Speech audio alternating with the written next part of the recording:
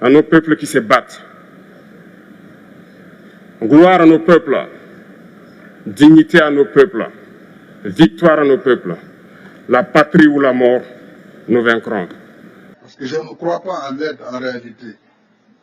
Et pour répondre à notre jeune frère, notre cadet, capitaine Traoré, président du Faso, l'Afrique, les chefs d'État ne sont pas venus ici pour mendier. Tout comme nous n'allons pas ailleurs pour tendre la main. Nous travaillons pour un plan d'égale dignité entre les peuples. C'est le même discours qu'on tient à Dakar, ici à Saint-Pétersbourg ou à Washington. Donc je pense que le combat de l'Afrique est d'abord un combat pour la dignité. Et ce combat, il transcende les générations. Je suis très heureux, moi, d'être à côté du président Museveni ou du président Denis Sassou Nguesso, qui ont été pour l'un des combattants de la liberté, pour d'autres, des modèles de résilience. Et chaque génération a son combat à mener. Le nôtre, c'est de combattre d'abord le terrorisme qui est en train de gangréner notre continent. Mais aussi, c'est de travailler pour le développement de notre continent. Mais si on y regarde de très près, pourquoi l'Afrique en est à cette situation? C'est justement le point de l'héritage de l'esclavage, de la colonisation qui se poursuit à la station de néocolonialisme et à travers l'injustice du système que nous combattons au quotidien.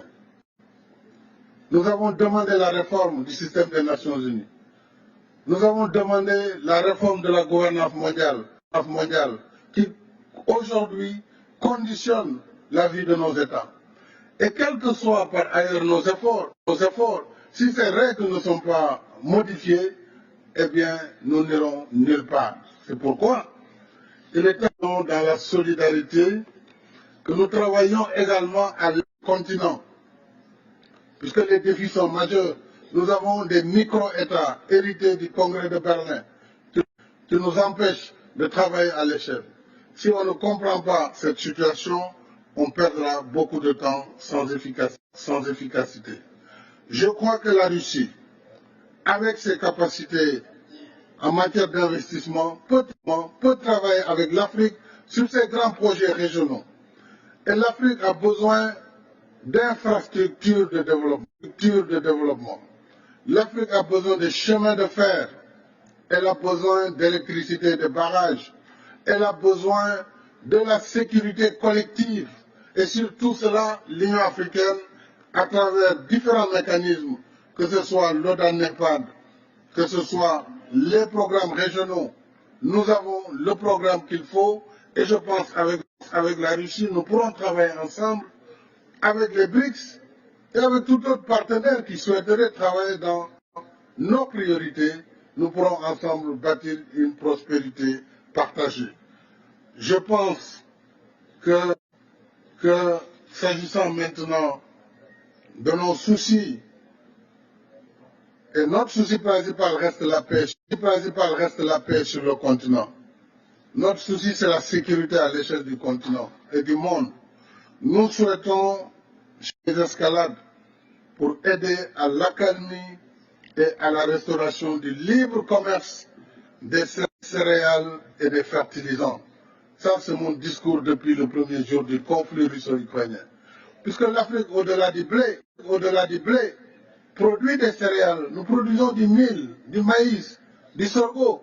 Nous produisons toutes sortes de céréales. Mais sans fertilisants, comment allons-nous faire? Donc, toutes les contraintes contre le commerce des céréales et des fertilisants doivent être levées. Mais ce soir, nous verrons le président et je pense que nous aurons l'occasion, sur l'initiative de la paix africaine, d'avancer sur ces sujets, mais aussi cela nous permettrait, partenaires sur les restrictions par rapport au commerce, de plaider pour la levée de toutes les restrictions afin que les pays puissent retrouver un commerce libre au bénéfice de toutes les populations. Monsieur le Président, je vais m'en arrêter là puisque je ne voudrais pas être plus long, mais nous souhaitons une action de la Russie à l'échelle de l'Union africaine, dans le domaine de la sécurité. Nous avons une architecture de la paix pour l'Union africaine. nous sommes en train de voir comment l'Afrique peut prendre en charge, dès lors que le Conseil de sécurité a failli à cette mission de restaurer la paix partout dans le monde. Le terrorisme gangrène notre continent sans qu'il n'y ait aucune solidarité majeure en faveur de l'Afrique. Donc ce sujet-là, je pense que c'est un sujet important pour notre sommet. L'autre sujet important, je l'ai dit, c'est vraiment l'investissement que nous devons pouvoir faire ensemble pour une prospérité partagée. Je ne peux terminer, Monsieur le Président, sans vous féliciter et vous remercier pour le soutien diligent que vous avez apporté à la demande d'adhésion de l'Afrique comme membre de plein droit du G20. Cela participe de notre revendication pour une gouvernance politique et économique mondiale plus juste et plus inclusive, y compris par la réforme du Conseil de sécurité